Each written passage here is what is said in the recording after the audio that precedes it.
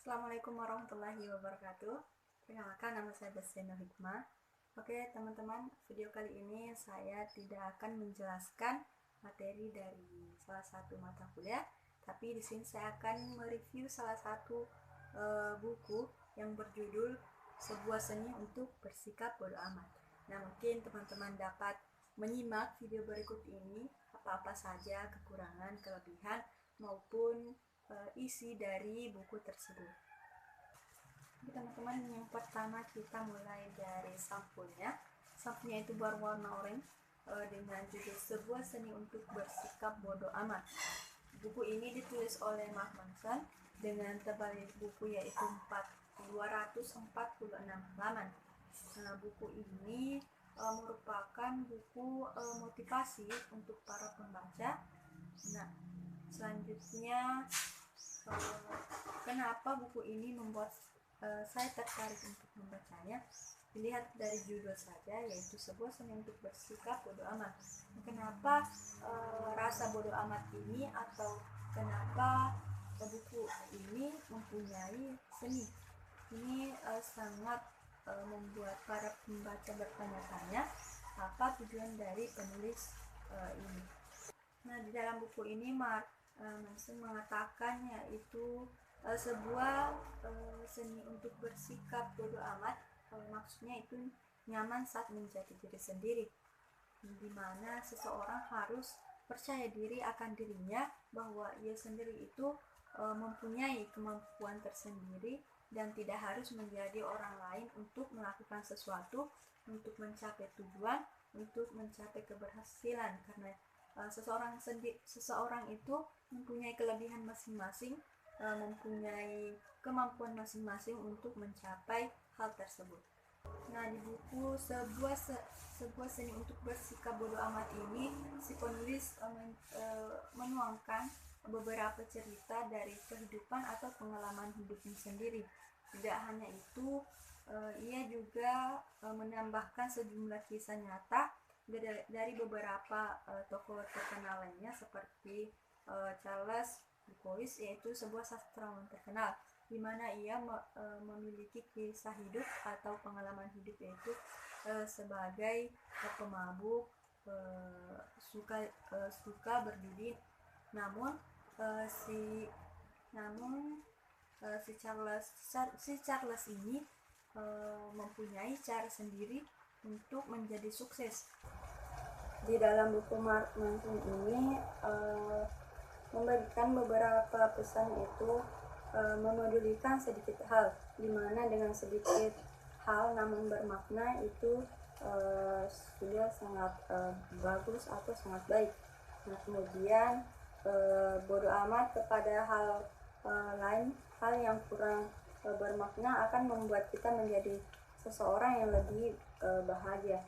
Bodo amat di sini bukan berarti kita acuh tak acuh terhadap beberapa hal, namun nyaman menjadi sesuatu yang berbeda.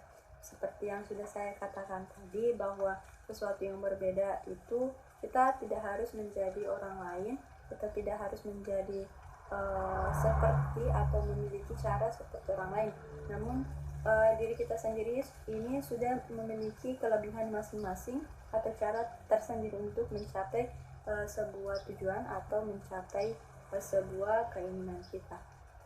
Nah, di dalam bukunya juga kita harus belajar peduli terhadap sesuatu yang lebih penting dari kesulitan yang terjadi, di mana ditemukan beberapa yang paling bermakna dan fokus mengejar satu hal.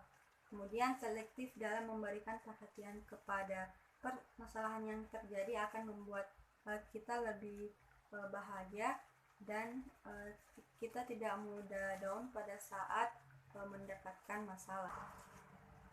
Sebagaimana kita ketahui bahwasanya di dalam kehidupan ini tidak semua akan berjalan dengan lancar atau mulus. Nah, di mana pasti ada banyak permasalahan yang terjadi. Nah, di mana permasalahan ini pastinya semua orang tidak ingin, atau jika bisa memilih, dia tidak ingin ada masalah dalam hidupnya. Nah, di sini menurut si penulis, masalah ini menjadi sebuah tumbuhnya kebahagiaan, di mana dari perjuangan seseorang untuk mencapai tujuan, dari masalah tersebut ia dapat belajar bahwa untuk mencapai kebahagiaan dia harus melewati hal tersebut. Banyak seseorang yang ingin mendapat sesuatu yang baik atau mencapai tujuan tanpa ingin ada masalah dalam hidupnya. Nah, di sini kita harus sadar bahwa perjuangan menghadapi permasalahan tersebut pada akhirnya kita akan menemukan kebahagiaan. Nah, sebuah kebahagiaan sejati adalah ketika menemukan masalah, menikmatinya, menikmati pemecahannya. Semakin besar masalah yang kita hadapi, tandanya kita semakin menjadi orang yang lebih baik atau orang yang lebih sukses. Di dalam buku yang bersampul Orange ini, Mark akan membantu kita untuk lebih cuek pada hal-hal yang kurang penting melalui 3 seni. Yang pertama yaitu kunci dari seni pertama adalah masa bodoh terhadap segala hal atau segala halangan dan perjuangan dalam mencapai sesuatu yang kita inginkan.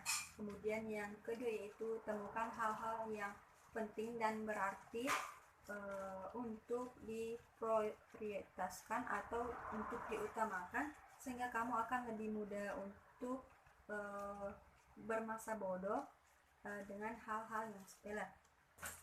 Nah, adapun seni ketiga yaitu mempertegas seni sebelumnya, yakni mulai dapat memilih mana yang lebih penting saat kita beranjak dewasa.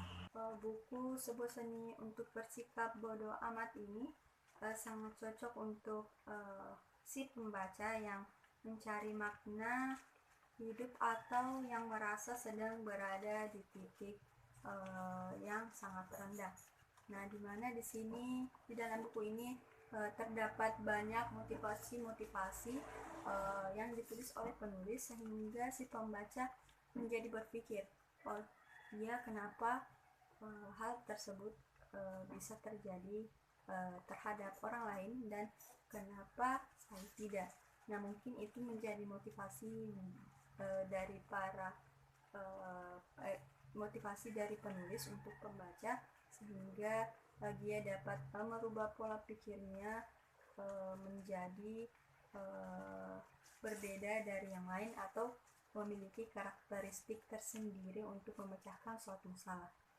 Oke teman-teman, kenapa saya sangat merekomendasikan buku ini, karena yang pertama, buku ini sangat memotivasi bagi saya sendiri.